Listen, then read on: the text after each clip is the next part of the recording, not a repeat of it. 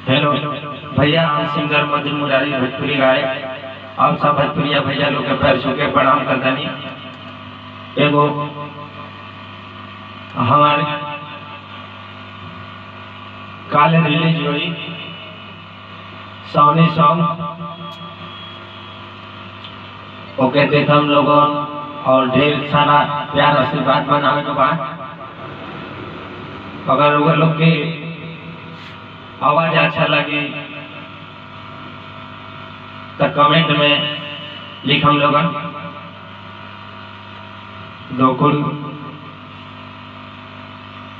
दो करी हम अपना मुखार बिल से कुछ गाकर हम सुनाव चाहते नहीं।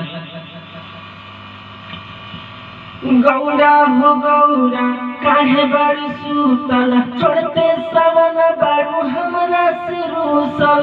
गौरा हो गौरा काहे बड़ी सूतल, छोड़ते सवन बारू हमरा से रूसल।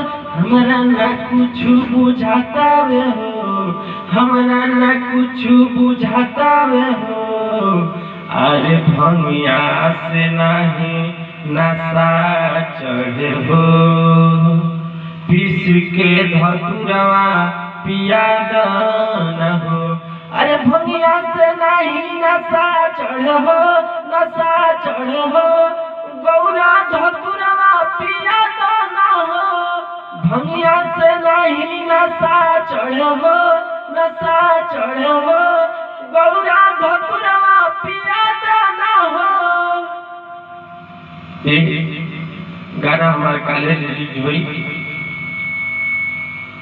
हमारे चंदन भैया, चंदन रिकॉर्डिंग स्टूडियो से, दौना बिहार से।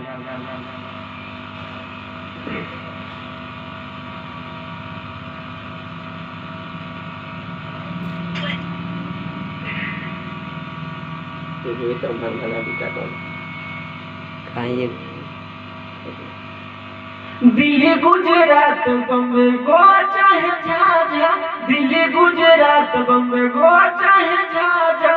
जाए के बत जाई रोकब ना ये राजा, रोकब ना ये राजा।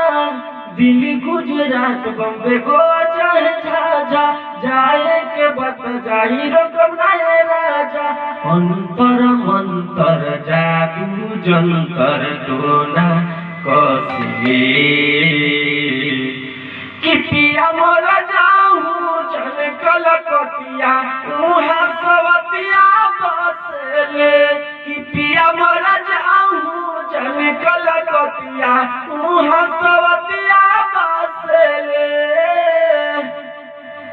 नमस्ते, प्रणाम।